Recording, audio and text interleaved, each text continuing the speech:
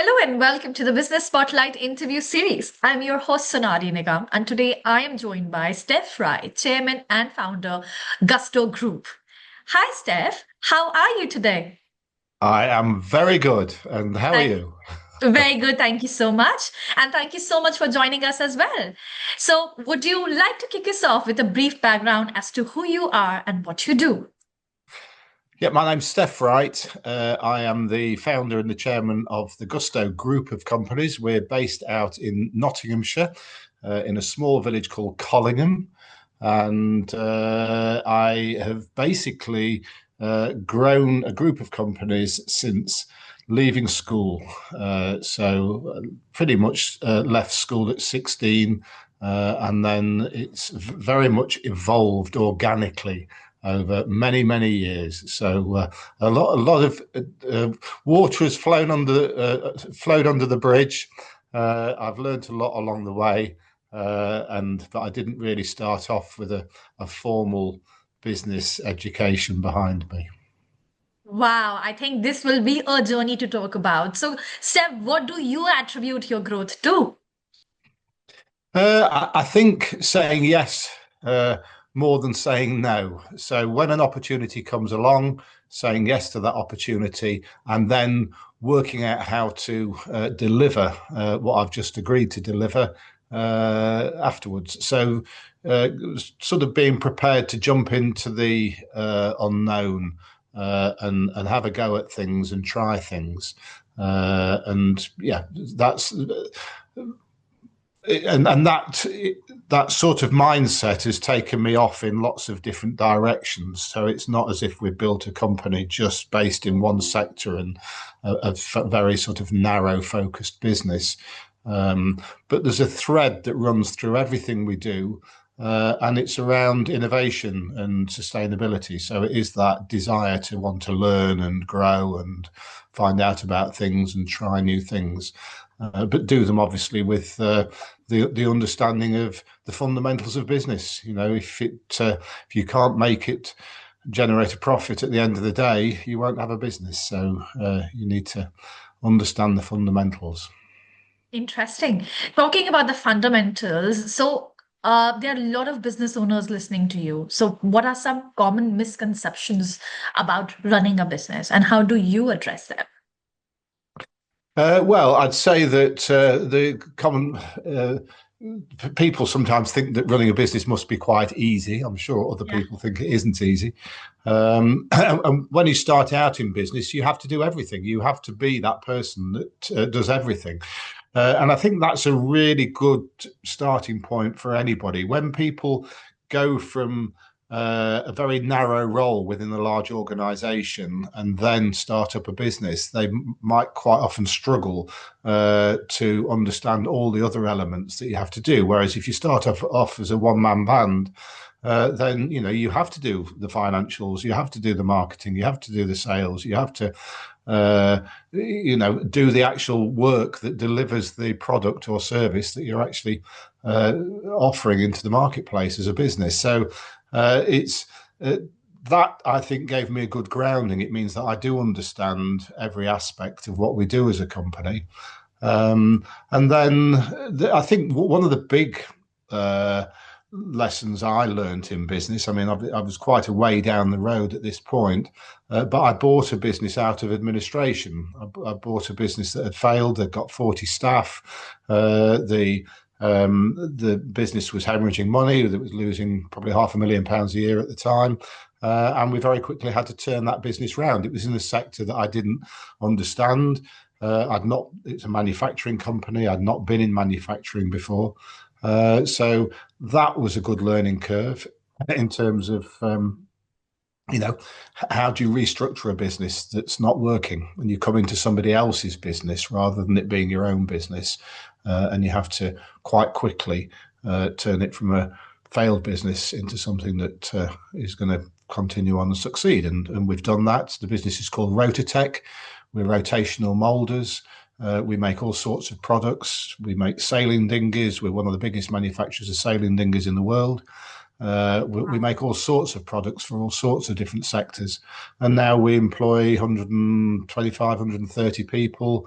across 2 sites, and we're a viable, profitable business.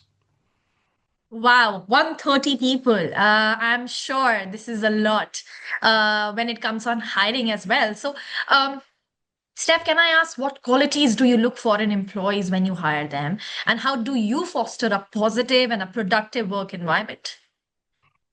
I think you have to have a culture within your organisation that people want to come and work in, and we've done that with our business.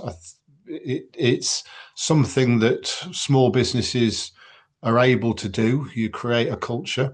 We've very much gone down the route of embedding these sort of ESG metrics within the business Wow. without Yeah. having to sort of do it as a box ticking exercise. Yeah. And having sort of embedded that into the company, we've then become an accredited B Corp. So that means that as a business, we focus on people, planet, and profit. Yeah. So I think that changes the culture of your organization. We're also transitioning to become a 100% employee owned business. So much as I've spent my life growing this business and being very much involved in every aspect of it, I'm now at a point where I'm transitioning the whole company to become 100% employee owned. So in 18 months' time, I will no longer be a shareholder in this company. I will still work with the company, and it's the John Lewis type of model that we're setting up. Mhm. And so, yeah, you need to take people that buy into the culture of your organisation, people that are good at doing the jobs they do, and yeah, and are going to take the business forward. They're the key aspects, the key sort of strengths that you want to see in somebody when you're recruiting, I think. I'm sure, and because we need to make sure this interview is also full of learning. Steph, oh, can I ask what challenges are you facing currently in your business? Would you like? Mhm. Well, it's quite a tough economic climate out there at the moment. We're house builders. The cost of building materials have gone up and up, and the sales values of properties haven't gone up at the same speed. So we're under the same commercial pressures as a lot of other organisations, and it's similar in on the manufacturing side as well. So there's lots of commercial pressures out there. We're trying to double the size of our business over a 3-year period. So we're trying to grow during a period where there isn't that growth in the economy. I would say there's some of the challenges that we've got to try to overcome. Some of the opportunities we've got are with uh, firstly with the business model we've got and how having that different type of business model can open doors for us, but also AI is something that I'm absolutely focused on and really trying to embed AI into the company. I want our business to be a business that really, finds the way to use AI in a way that empowers staff rather than is seen as a threat to people's Mhm. jobs. And I think that this 2026 is going to be without a doubt a transformative year for AI. I think a lot of people have been playing about with it for a good period of time, but not many enterprises have really embedded it within their organizations. And we've done a lot of work over the past 6 months, really to try to get all our people to be very open to AI, to try tools out. And now we're building some excellent tools that we think is going to help to move the business forward. So, yeah, big opportunities, but the same challenges that everybody faces. Everybody faces. Yes, Steph, and you've touched base on an important aspect, important point, which is AI. I think it has impacted everyone in a good or a bad way. So, Steph, can I just, ask this? So, what impact of has AI in your industry? I mean, how do you see it? I see it as a new form of intelligence that is there to be harnessed. I see that you have to. You always need AI plus an expert. Mm-hmm. Um, AI is at the moment, until we perhaps get to a point of um, artificial general intelligence, which Mm-hmm. nobody really knows exactly what that is going to look like. Look like, yeah. But the way that AI works, it will always hallucinate and make certain things up, which can be very costly if you rely 100% on the information that AI is generating for you, or the process that it's generating for you, or the coding that it's building for you. So whatever you're using it for, Mm-hmm. so you need it to sit alongside an expert. And we're very fortunate in our organization that we've got lots of uh, highly skilled people with a lot of knowledge across every aspect of what we do. I want those people to be working very closely with AI to enhance their output, but for them to very much feel that AI is a tool that they're in control of, Mm, and the outputs from what they do using AI is outputs that people trust. There's going to be a lot of very poor outputs created using mm, AI by mm, people that don't actually understand what they're producing, because mm, they know how to use the tools, but mm. they don't actually. If I want a legal document put together, very easy. I can obviously go straight into any large language model and ask it to generate a legal document for Legal, me. yeah. Uh, do I know that that legal document has got everything correct? Do I want to enter into a £1 million contract on something that has been generated by a large language model? Probably not. I probably want a Not good solicitor to be able to look at um, it. look at it and make sure that they've signed it off in the right way. So I think it's AI plus an expert. Steph, you've made a valid point, I believe. You rightly said that we can't completely trust it, but then we currently need an experience plus the AI to get into the business. Now, Steph, you've been into business for so many years. You started from scratch without any formal education. That's what you said. So I'm very keen to know. In fact, I'm sure the viewers must be that how do you balance a personal life with the demands of running a business? How do you strike that perfect balance between the two? Well, I struck a balance in December, very much because I committed myself to run 5K every day Oh, in wow. December, and that's not me as a as an athlete. That's me as a 63-year-old guy that did couch to 5K in the summer of last year. So I only Wow. really got off the couch in the summer.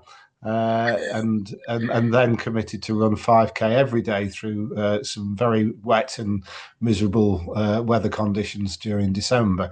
So yeah, it's about trying to find that balance. It's about look, and I think the older you get, the more important it obviously is to look after your health uh, and empower other people. You know, try not to get dragged into everything. We've got to empower people. We've got to allow other people to make some of the Mm, mistakes that I made along the way, because that's how they're going to learn. So it is about getting a balance. If my I've got 4 children, and if they were in the room, they'd say that I absolutely haven't got that balance right yet. I do spend far too much time focused on the business and on work, but I enjoy it. That's what I've done all my life. It's when you've got your own organisation, your own business, then there is not a clear defined line between work and home life and mm, work and play. You mm. know, the two do mingle very much together. And I've got 3 of my kids working in the organisation, Wow. doing various different things. So sometimes, you know, I'll get home and all of a sudden we'll be having another conversation about work, which I thought I'd finished for the day. And I'm sure they will be listening to this podcast and will be smiling towards the end. Now, I'm sure, Steph, it is inspirational, and I'm sure the audience have learned and picked up so many things so far. So, Is there any closing remark before we wrap up, or a golden nugget that you would like to share with the audience? I think that I think the fundamental is if you're passionate about getting into business, you've got to learn business. You know, business has some very simple rules.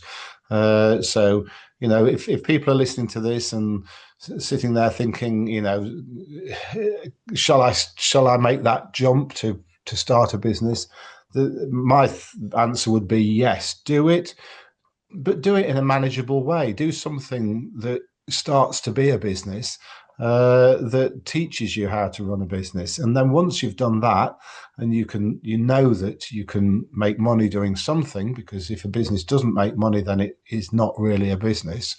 And then you can apply that really to anything. And the best thing to apply it to is something that you're passionate about, because you've got a combination then of, you know, following a dream, following a passion, but also that becoming a business.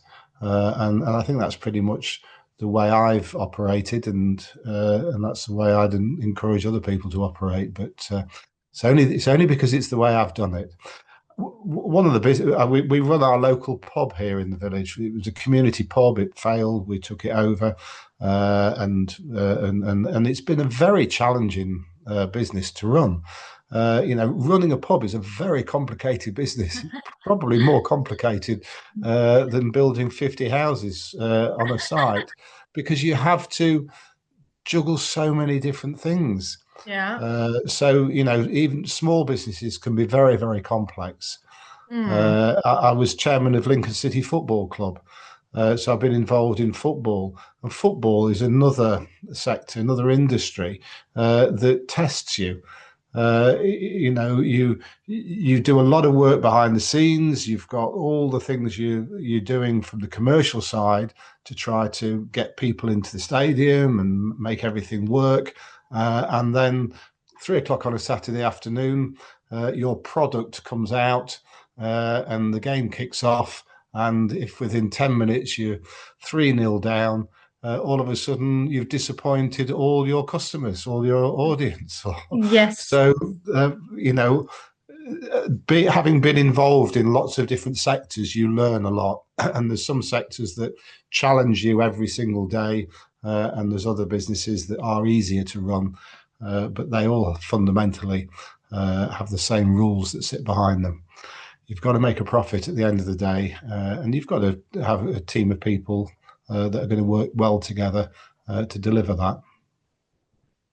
So these golden words are coming from somebody who has an experience building not just Gusto, but so many other businesses as well. So there were ups, but there were also the downs that you've talked about. Steph, I think it was just amazing to speak to you, and it was great meeting you and knowing so much about your journey. So thank you, everyone. To everyone watching, I look forward to see you in my next episode. Thank you, Steph. Thank you, Sonali. It's been wonderful talking to you. Same here. Thank you.